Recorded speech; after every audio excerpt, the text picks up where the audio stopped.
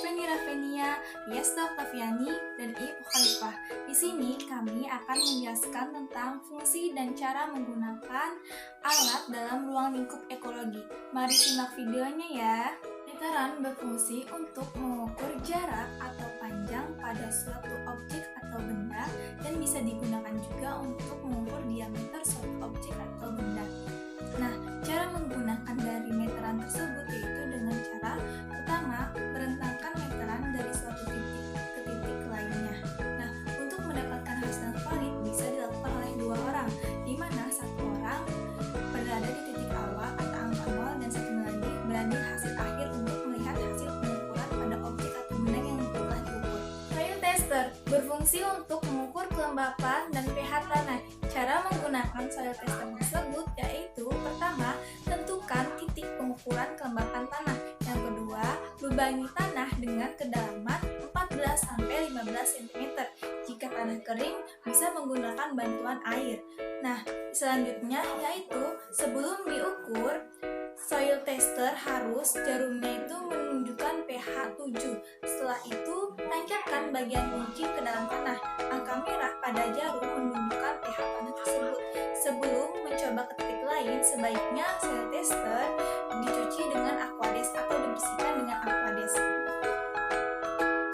Berfungsi sebagai alat yang mengukur pH suatu larutan. Nah, cara penggunaan pH meter tersebut terdapat pada elektroda keras yang dipisah dan digabungkan dengan elektroda pembandingnya. Yang pertama yaitu masukkan elektroda ke dalam suatu larutan yang akan diukur pH meternya. Nah, yang kedua itu baca skala dari pH meter tersebut. Yang ketiga, skala tersebut ada yang menggunakan skala angka dan skala digital. Nah, dengan tingkat keterangan 0,01. Itu adalah kompas bidik. Nah, fungsi dari kompas bidik ini adalah mempermudah menghitung sudut sasaran bidik, benda maupun tempat secara langsung. Nah, seperti ini dari gambaran kompas bidik. Nah, cara menggunakan kompas bidik yaitu yang pertama, membuka pengait kompas ke arah bawah, lalu masukkan ibu jari. Selanjutnya, buka tutup kompas sehingga membentuk arah tegak lurus. Nah, untuk telunjuk ini sejajar dengan ibu jari, dan untuk jari-jari yang lain ini menahan dari rumah kompas. Selanjutnya, dekatkan kompas ke arah mata, kiri ataupun kanan untuk membidik sasaran. Seperti ini. Dalam kompas ini ada seperti kaca pembesarnya untuk mempermudah kita melihat sudut dari kompas. Nah, untuk yang dijadikan sasaran itu harus terlihat jelas walaupun dari jarak yang jauh dan tidak terhalangi oleh apapun. Kalau tidak ada, kita bisa membuat patokan sendiri dengan membuat tongkat dari kayu ataupun dari bambunya, yaitu adalah DO meter atau dissolved oxygen meter. Nah, dissolved oxygen meter ini adalah untuk mengukur kadar oksigen terlarut dalam cairan. Nah, cara penggunaannya adalah kita harus kalibrasi terlebih dahulu DO meter tersebut. Nah, setelah dikalibrasi, cara penggunaannya yang pertama adalah menggeser O2 atau DO menjadi posisi DO. Selanjutnya, celupkan probe atau batangan ke dalam air sampel sekurang-kurangnya 10 cm.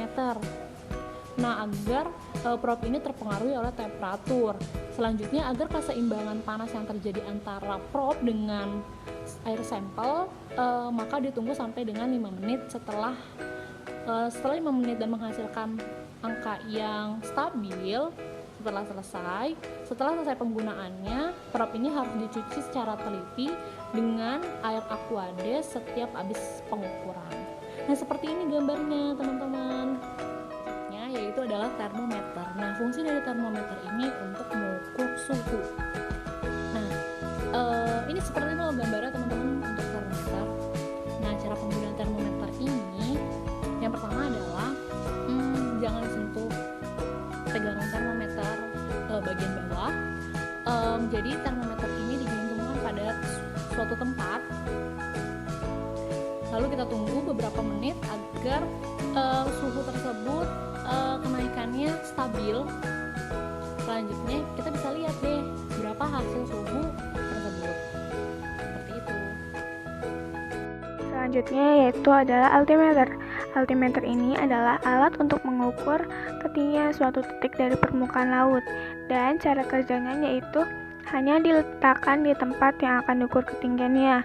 Kemudian, hasil yang tertera pada jarum altimeter ini dapat dilihat dan dicatat. Yang selanjutnya adalah insect net. Insect net ini berguna untuk menangkap serangga yang kecil atau lembut. Dan cara kerja dari insect net ini ada dua macam. Yang pertama yaitu dengan cara mengayunkan jaring itu ke arah serangga yang dicari. Dan yang kedua yaitu dengan menyapukan atau mengayunkan jaring ke depan dan ke belakang di vegetasi tempat serangga itu bersembunyi atau beristirahat. Selanjutnya ada GPS status. GPS status ini merupakan sistem untuk menentukan posisi dan navigasi secara global dengan menggunakan satelit dan metode triangulasi. Dan cara penggunaan dari GPS status ini yaitu pertama, kita harus berada pada posisi yang terbuka agar tidak menghalangi satelit. Kemudian, tekan dan tahan tombol GPS hingga konstelasi satelit GPS memancarkan sinyal dan posisi satelit tersebut ditangkap oleh penerima sinyal GPS. Kemudian didapatlah derajat lokasi kita saat itu dan derajat tersebut ditulis. Alat selanjutnya yaitu loop. Loop berfungsi untuk memperbesar objek yang akan kita amati. Nah, cara kerjanya cukup mudah. Yang pertama, letakkan objek yang akan kita amati pada suatu wadah, misalnya cawan Petri. Yang kedua, pastikan objek tersebut memiliki fokus 5 cm. Dan yang terakhir adalah arahkan loop tersebut pada objek yang akan kita amati. Alat selanjutnya adalah luxmeter. Luxmeter berfungsi untuk mengukur intensitas cahaya. Cara penggunaannya, yang pertama, tekan tombol on untuk mengaktifkan. Yang kedua, buka sensor cahaya. Yang ketiga, pilih kisaran range yang akan diukur pada tombol range. Kemudian, arahkan sensor cahaya pada daerah yang akan diukur. Yang terakhir adalah tutup sensor cahaya dan tekan tombol off untuk mematikan. Selanjutnya adalah anemometer. Anemometer berfungsi untuk mengukur kecepatan angin. Nah, cara penggunaannya yang pertama, diletakkan pada daerah yang terbuka dan diarahkan searah vertikal.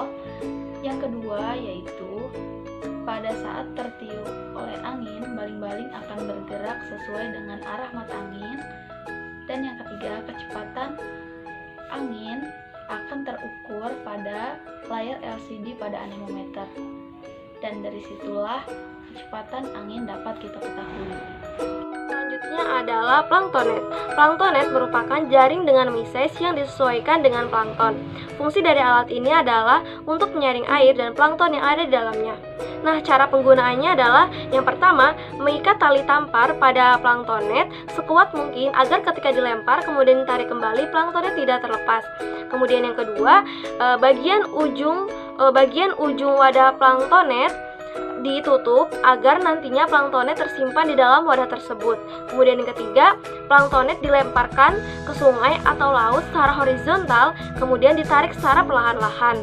Dan kemudian yang keempat, ketika planktonet sudah terambil kembali, maka semprot bagian planktonet dengan air dari sprayer agar plankton yang terambil itu jatuh dan tersimpan di dalam wadah tersebut. Kemudian yang kelima adalah buka tutup wadah planktonet dan simpan sampel yang sudah terambil di dalam botol planktonet. Setelah itu, berikan formalin. Selanjutnya adalah refrakto atau refraktometer. Alat ini merupakan alat yang digunakan untuk menentukan konsentrasi atau kadar dari bahan terlarut yang memanfaatkan indeks bias suatu cahaya seperti garam, gula, dan lain sebagainya.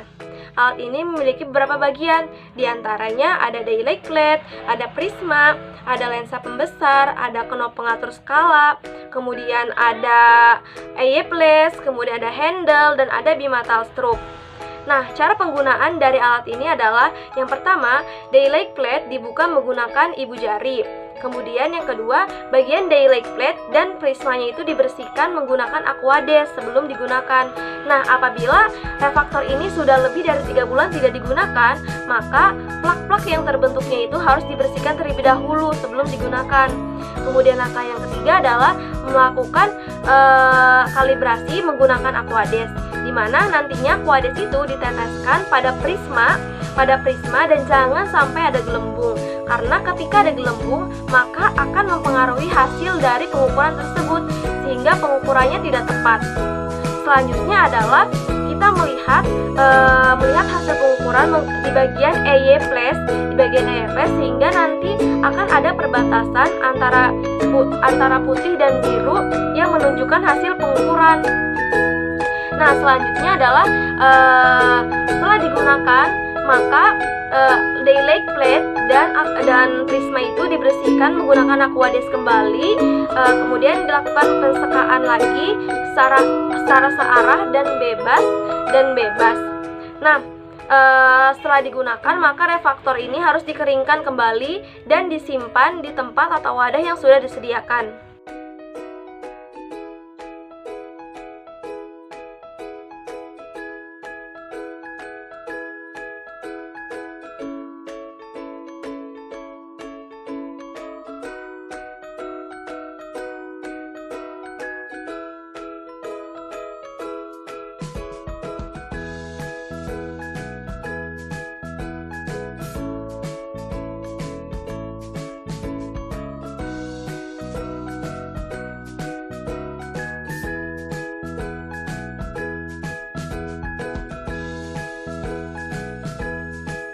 Terima kasih sudah menyaksikan video kami. Kurang lebihnya mohon maaf. Wassalamualaikum